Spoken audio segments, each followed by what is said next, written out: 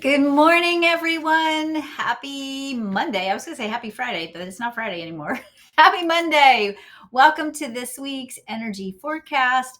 This is your energy forecast for the week starting today, Monday, November the 17th. I feel like Sesame Street a little bit. Do you know, if you remember, if you watch Sesame Street, I watched a lot of Sesame Street with all the kids that we had.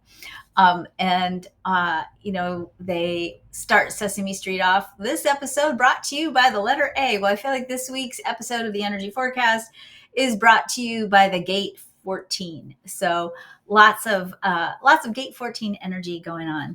But before I dive into what does that mean, let's talk a little bit about what's up this week. So when I was looking at the transits this week, and I was sort of looking at, retrograde. There's a lot of retrograde energy happening right now in the big sky.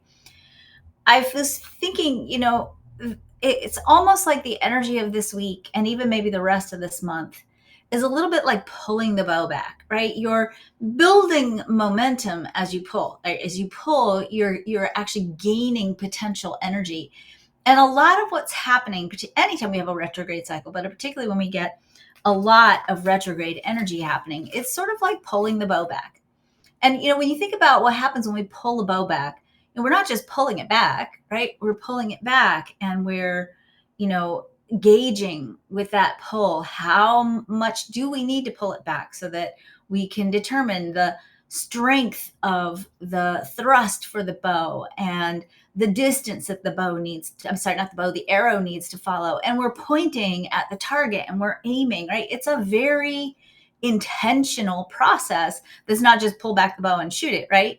It's a very deliberate process. I want to go back and talk a little bit about the Bhagavad Gita. And in the Bhagavad Gita, there's a story of Arjuna. And Arjuna is learning to hunt with a bunch of other friends. And the teacher is telling him, I want you to focus on the bird in the tree. And then I want you to tell me what you see. And so these different young men who he's learning with are saying, I see the bird, I see the sky, I see the trees, I see that. And the instructor says, no, just stop. And the next guy says, the next guy's up, and the teacher says, what do you need? What do you see when you look? What do you see? And he says again, I see the sky, I see the bird, I see the tree, I see. And the teacher says, nope. And he gets to Arjuna and he says, Arjuna, I want you to look up, aim your bow, and tell me what you see. And Arjuna says, I see the eye of the bird. And he says, good.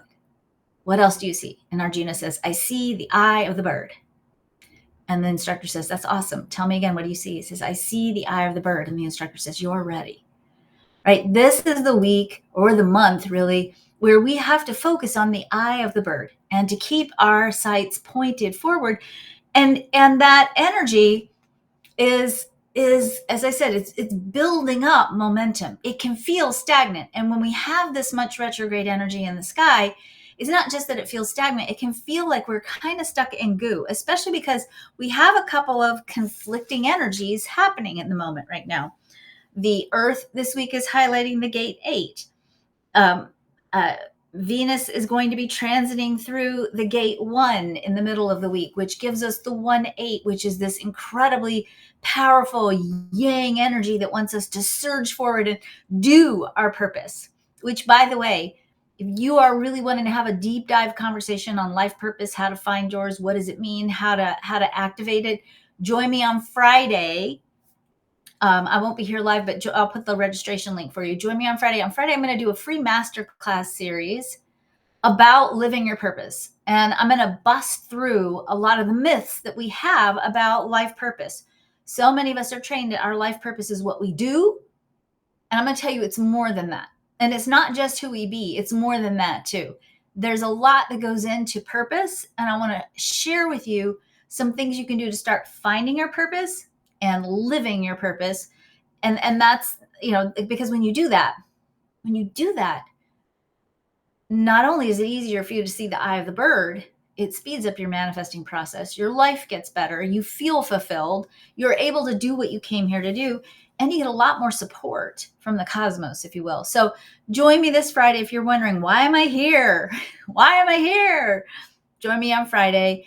I will put the link in the chat, or we'll put the link for you so that you can find it and register and join me, because we're going to bring your chart. We're going to go through some pieces and parts in the chart and explode some of the myths about purpose back to Arjuna and purpose, right? So we have this energy in the chart right now that is really very yang. And that yang energy is happening up in the personal planets. It's also happening in Uranus. Sorry. It's Monday. I haven't had enough coffee yet. So it's also happening in Uranus, which is the big overarching theme that we have right now. But it's really heavy in the personal planets. And when we see that kind of push and yang energy in the personal planets, but we see a lot of retrograde energy right now. We've got Mercury retrograde. We've got Jupiter retrograde. We've got Saturn retrograde. We've got Uranus retrograde. We've got Neptune retrograde. So it's a lot of retrograde energy. It feels like we're stuck in cosmic goo. It feels like we're trying to push forward. We're all revved up and ready to go, but the circumstances, the timing, the everything feels gummed up. So if you feel like you're stuck in cosmic goo, I want you to go back to, you're pulling back the bow right now. And that's actually very important and very powerful. And that's not doing nothing. That's the thing you have to do to get the arrow to go where you want it to go. So if you want to see the eye of the bird and really focus on that, this is really what we're working on this week. We're really looking at, where is that bird? What is that bird? And if you don't want to use the bird analogy, I don't like to use that because I'm not into killing things. So think of it as the eye of the target, right? You see the eye of the target. You've got to find the target itself, right? You got to locate it, and then you got to find the bullseye. And that's really so much of what we're doing this week. And we're doing it in the context of a massive season of disruption. We're if we take a bigger step back and we look at the last 2 years and next year and maybe a little bit of 2027, we are in a massive season of astrological disruption. We're at the end of an era, an end of an age. If you use traditional astrology language, we're at the end of a global cycle, is what we call it in quantum human design, or in traditional human design. We're at the end of all of these seasons and cycles. Things are coming apart. Things are supposed to be coming apart. We've outgrown the season that we're in. Our story has changed. Who we are has changed. We don't fit in the way the world works anymore when we've done our inner work. And it's time for these systems to shift out and to come apart. And that can feel so weird and difficult to navigate, right? It's like we're standing in one world, and we're also being invited to craft the next phase, the next iteration of the human story, the next world.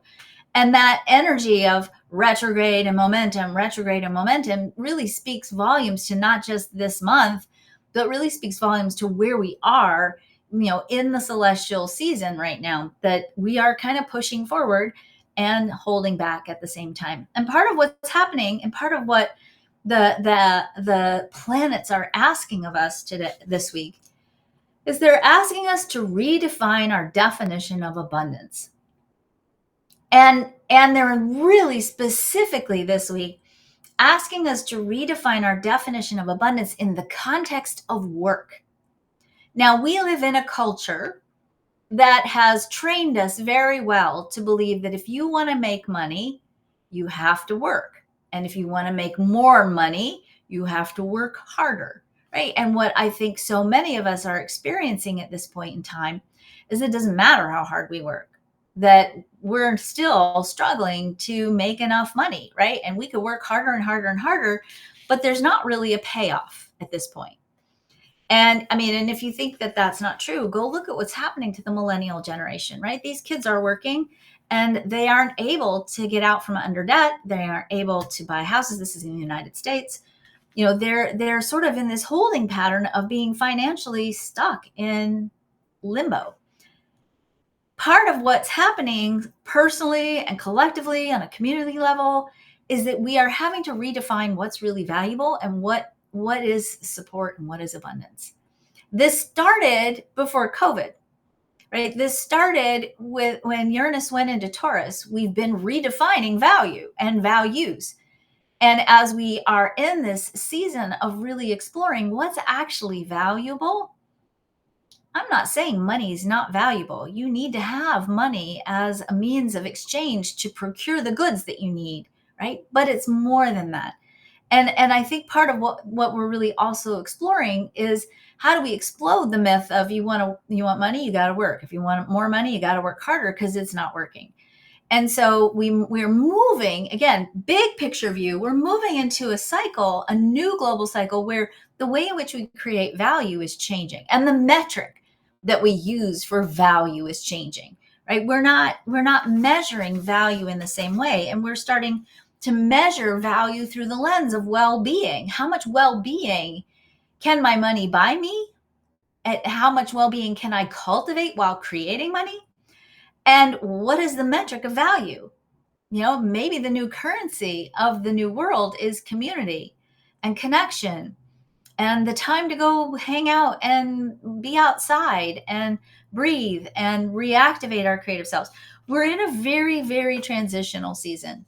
And certainly when we go through these transitional seasons, it's easy to forget to point your bow and arrow in the direction in which you want to go. It's easy to get hypnotized by stories like, oh, the economy is terrible.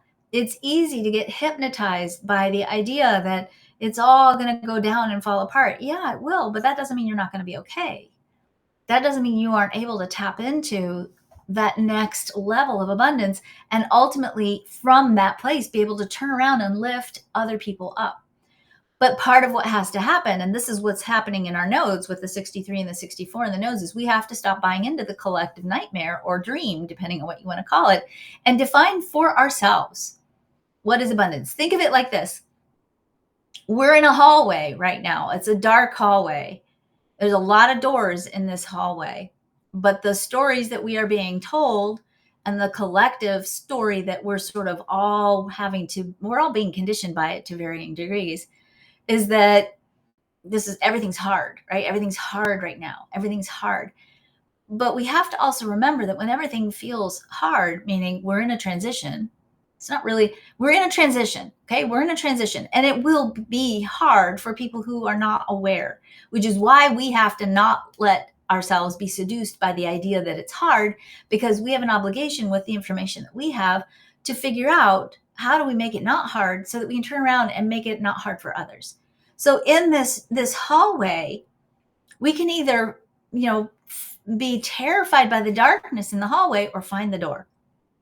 Find the door. And that door starts first up here. It starts first with mindset, belief in possibility, imagination, dreaming, reconnection to the authentic self. That's huge, right? Because if we're not connecting to our authentic self, we're spending all of our energy trying to hide that authentic self, trying to protect that authentic self. And instead of being able to use our energy to find the door or to align with where the door will be and open, right? We panic and we get exhausted and we get burned out because we can't see our way out because we don't even know who we are. And so this is a week for us to at least acknowledge that there are doors out. You might not know exactly what that door is, where it is, when it will open, but to at least begin the process of going, there's a door. I don't know where it is, but I know there is one, and I'm going to stay the course until I find it. And when we find it, then it opens up, and it's going to open up into a new definition of what is support, what is abundance, what is money, what is work, which is really what we're unraveling and untangling ourselves from and moving into the idea. And this is what's in the chart, is that the more relentlessly authentic you are, the more support you garner to yourself. The more you find the serendipity, the magic, the answers, the clarity, everything that you're looking for lines up when you're being true to yourself.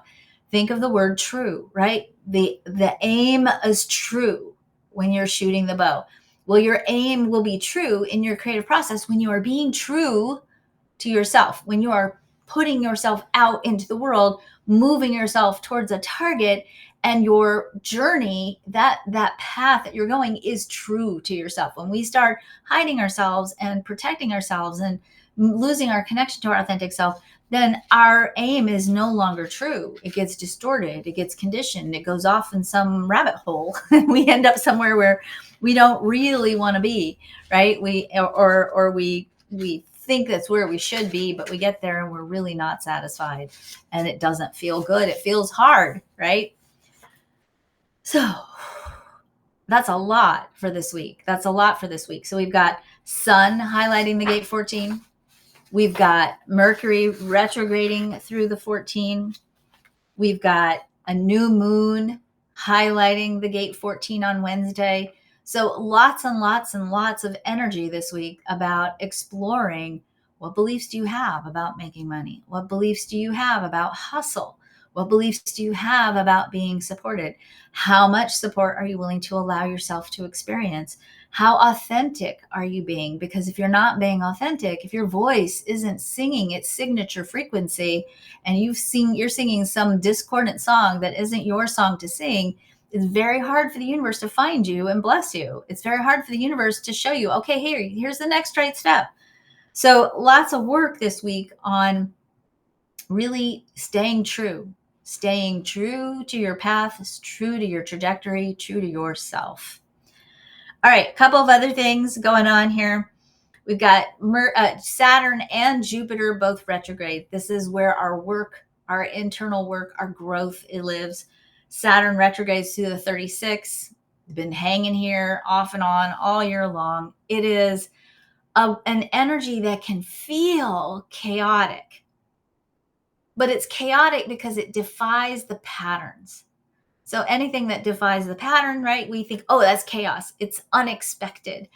But that Saturn energy is saying the unexpected twists and turns in the plot outline are actually part of, oops, I just lost my chat here, are actually part of reconfiguring new patterns, right? We have to have disruption of patterns, chaos, in order for us to break and shake up our old patterns that aren't working anymore. And so Saturn is sort of sitting back in this retrograde station saying, what patterns need to get disrupted?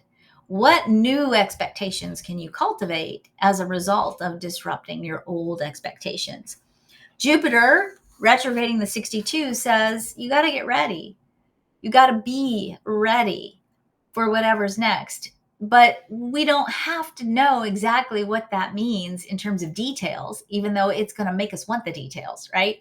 That 62 retrograde energy in the shadow can be worry, or it can be over prepping, right? Being too prepared, which is, stressful and exhausting. And certainly Jupiter retrograde can be stressful and exhausting in this position. And at the same time, it's a reminder that the real preparation that we need to do is alignment with the authentic self. Alignment with the authentic self. It seems counterintuitive because this is energy that's coming from the G. It's not motorized energy. It's not doing energy. It's being energy. And it's in the world where we have all been so deeply conditioned to do and to create through doing. It doesn't make sense. It's hard to believe that, I just be myself and it all works out. But literally, this is what every layer of analysis is sharing with us in the planets, is what's being shared with us through Mercury. It's being shared through us through Jupiter, Saturn. It's being shared through us through Uranus and through Neptune. Neptune is reminding us you're here for a higher purpose. You were born into a story that only you can fulfill. And that story has a higher purpose. And when you fulfill that story, then you take yourself out into the world from that aligned place and you become a contagious force. People don't be like you because you're being true to yourself. They get the energetic permission to be themselves. And that's ultimately your purpose in the world. Be yourself so that you can create a wave of opening energetically for others to do the same. And we all get into our right place, right space.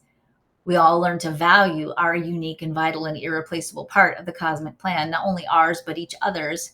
Well, we make a whole different set of decisions, and we certainly redefine abundance in a brand new, I believe, more delicious, more true way. So it's short this week. It's short this week because I want to keep it simple. Aim your arrow and be true to yourself. And if you're true to yourself, your aim will be true.